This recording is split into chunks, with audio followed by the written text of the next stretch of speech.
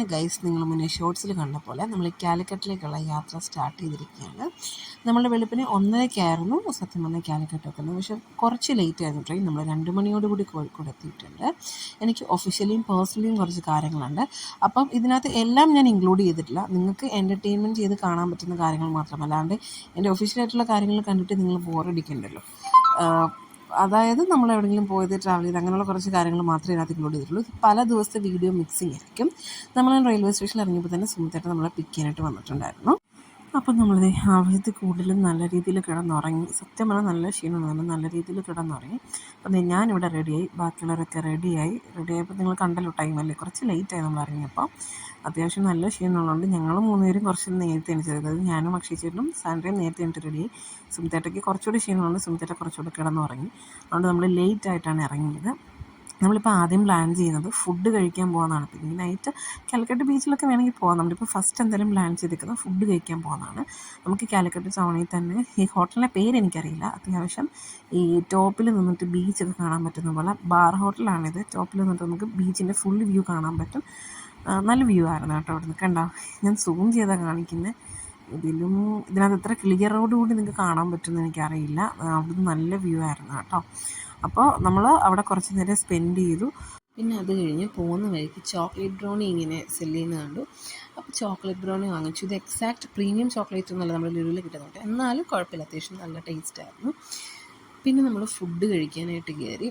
നമ്മൾ എന്തൊക്കെയോ പ്ലാൻ പ്രകാരം ഏർലി മോർണിംഗ് സൺറൈസ് കാണാൻ പോകാനാണ് നമ്മൾ തലേദിവസം നൈറ്റ് പ്ലാൻ ചെയ്തത്. സുമിത്തേട്ട 2 ദിവസമായിട്ട് വാക്കും പറയുന്നുണ്ട് നമുക്ക് സൺറൈസ് കാണാം, അടിപൊളിയാണ്. പക്ഷേ നമ്മുടെ നിലവറയും ഉറക്കം അടിപൊളിയായത് കൊണ്ടിട്ട് സൺറൈസ് അവിടെ ക്യാൻസലായിപ്പോയി. നമ്മൾ നേരത്തെ നമ്മുടെ ഇത് എന്ന് വെച്ചാൽ എന്താണ് പ്ലാൻ ഫ്ലോപ്പായിപ്പോയി.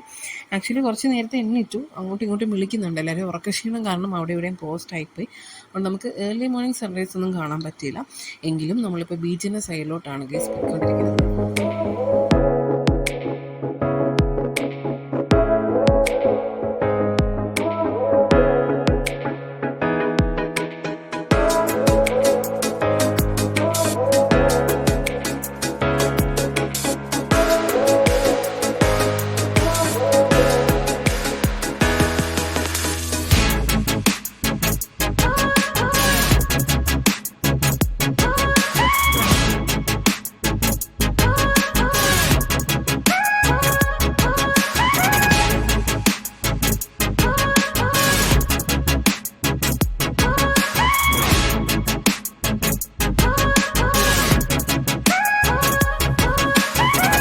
കുറച്ച് നേരം സ്പെൻഡ് ചെയ്ത് ഫോട്ടോസൊക്കെ എടുത്ത് കുറച്ച് നേരം അവിടെ നിന്ന്. അത് കഴിഞ്ഞ് ഇതിൻ്റെ അടുത്ത് എവിടെയോ തന്നെ വേറൊരു സ്ഥലമുണ്ട്. ഇവിടെ നിന്ന് കഴിഞ്ഞാൽ കാലിക്കറ്റ് സിറ്റി ഫുള്ള് കാണാൻ പറ്റും, ടൗൺ ഫുള്ള് കാണാൻ പറ്റും.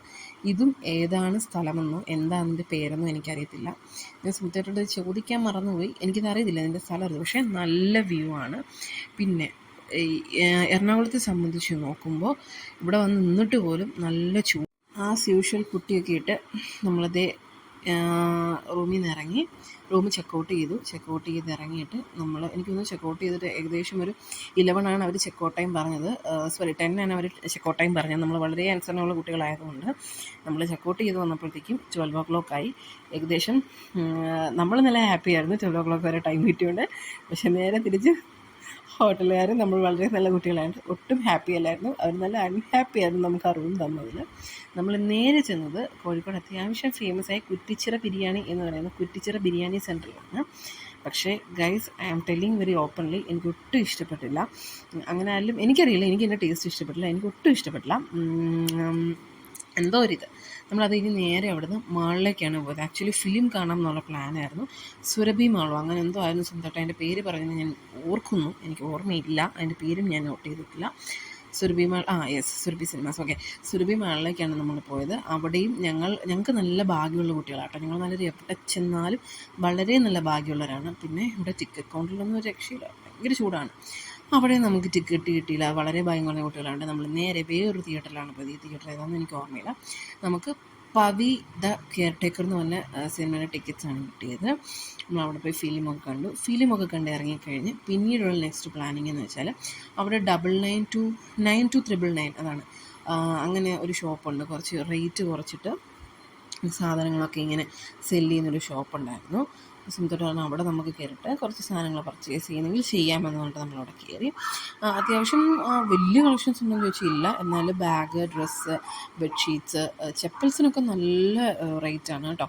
3 ചെപ്പൽ മേടിച്ചാൽ 345 രൂപ, അങ്ങനെ ആ ഒരു ഇതായിരുന്നു. പിന്നെ ഡ്രസ്സൊക്കെ എനിക്ക് ആ ഒരു റേറ്റിൽ എനിക്ക് തോന്നിയില്ല. അവൾ തന്നെയാണ് കാണിച്ചത്, കൊള്ളില്ല, എല്ലാം ഭയങ്കര റേറ്റാണ് എനിക്ക് തോന്നിയത്.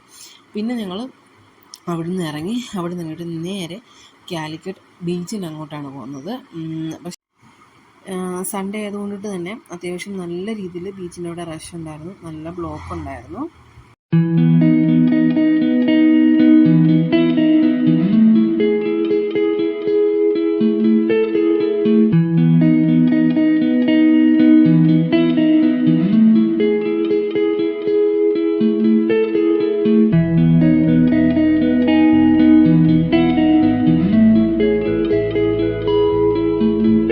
അങ്ങനെ നമ്മൾ അടിപൊളി വ്യൂ ഒക്കെ കണ്ട് വണ്ടി നമ്മൾ സൈഡിൽ പാർക്ക് ചെയ്തിട്ട് അവിടെ അത്യാവശ്യം നല്ല രീതിയിൽ വേണം കുറച്ച് വെറൈറ്റി ഇത് കിട്ടുന്നത്, എന്താണ് വെറൈറ്റി സ്നാക്സ് ഒക്കെ കിട്ടുന്നത്, ആ ഷോപ്പിലേക്ക് പോകാമെന്ന് വിചാരിച്ചു. പക്ഷേ ചേട്ടനാണ് ഇപ്പോൾ വീഡിയോ എടുത്തുകൊണ്ട്, അതുകൊണ്ടാണ് നിങ്ങൾക്ക് എന്നെ കാണാൻ പറ്റിയത്. നമ്മളവിടെ സ്നാക്സ് എന്തൊക്കെയോ, എന്താണ് മുട്ട, ഇത് കല്ലുമ്മക്കായ, പിന്നെ കാടമുട്ട, മുളക്, അങ്ങനെ എന്തൊക്കെയോ ഉണ്ടായിരുന്നു. കുറച്ച് മറന്നുപോയി. നല്ല അടിപൊളി കോഫിയും കുടിച്ചു, നല്ല അടിപൊളി സ്നാക്സ് ആയിരുന്നു. അതായത് സ്നാക്സൊക്കെ വെറൈറ്റി സ്നാക്സ് ആണ്. നമ്മളുടെ പഴംപൊരി, പരിപ്പൂട അങ്ങനെയൊക്കെയല്ലേ, അവിടെ വെറൈറ്റി ഓഫ് സ്നാക്സ് ഉണ്ടായിരുന്നു. പിന്നെ നമ്മൾ നേരെ പോയത് മിഠായി തെരുവിലേക്കാണ്. വേറൊന്നുമല്ല, ഓഫീസിലെ കുട്ടികൾ ഓർഡർ തന്നിട്ടുണ്ടായിരുന്നു, വരുമ്പോൾ കോഴിക്കോട് ഹൽവ കൊണ്ടുവരണം, ഇല്ലെങ്കിൽ മാമിനെ ഞങ്ങൾ ചവിട്ടി പുറത്താക്കും. അപ്പോൾ അതുകൊണ്ടിട്ട് നമ്മൾ വെറുതെ കുട്ടികളായിട്ടൊരു ഇത് വേണ്ടല്ലോ, അപ്പോൾ അവർ പറഞ്ഞ സ്ഥിതിക്ക് നല്ല കോഴിക്കോട് ഹൽവ മേടിക്കാനായിട്ട് നമ്മൾ മിഠായിത്തെരുവിൽ പോയി. പിന്നെ കുറച്ച് സാധനങ്ങളൊക്കെ പർച്ചേസ് ചെയ്യണമെന്നുണ്ടായിരുന്നു. നമ്മുടെ സമയപരിമിതി മൂലം കുറച്ചൊക്കെ നമ്മൾ വാങ്ങിച്ചു. ആദ്യം നമ്മൾ പോയത്, എന്നിട്ട് എനിക്ക് കുറച്ച് കമ്മലും മേടിക്കാനാണ്. അത്യാവശ്യം നല്ല ഇയറിങ്സിൻ്റെ കളക്ഷനുണ്ട്. കഴിഞ്ഞ വട്ടം ഞാനിതുപോലെ കോഴിക്കോട് പോയി വ്ളോഗ് അപ്ഡേറ്റ് ചെയ്തിട്ടുണ്ടോ എന്തോന്ന് എനിക്കറിയില്ല. അതുപോലെ കോഴിക്കോട് പോയപ്പോൾ ഞാനിതുപോലെ കുറച്ച് വാങ്ങിച്ചിട്ടുണ്ടായിരുന്നു കമ്മൽ, ഇപ്പോഴും ഉണ്ടത്. അതൊക്കെ നല്ല അത്യാവശ്യം ക്വാളിറ്റി ഉള്ള കമ്മലുകളായിരുന്നു. അപ്പോൾ നമ്മൾ മിഠായിത്തെരുവിനകത്തൂടെ കുറച്ച് തിരഞ്ഞു നടക്കട്ടെ.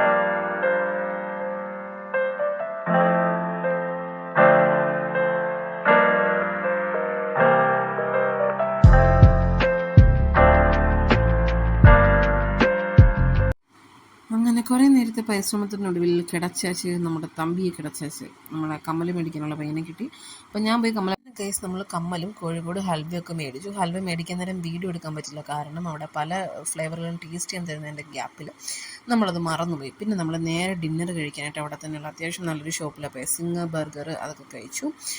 പിന്നെ ഗൈസ് നമ്മൾ വെളുപ്പിനെ 6:40 വണ്ടിക്ക് കോഴിക്കോടും തിരിക്കുകയാണ്, കുറച്ച് നല്ല ഓർമ്മകളുമായിട്ട്. അപ്പോൾ നമ്മുടെ അടുത്ത വ്ലോഗുമായിട്ട് കണ്ടവരെ ബൈ ബൈ.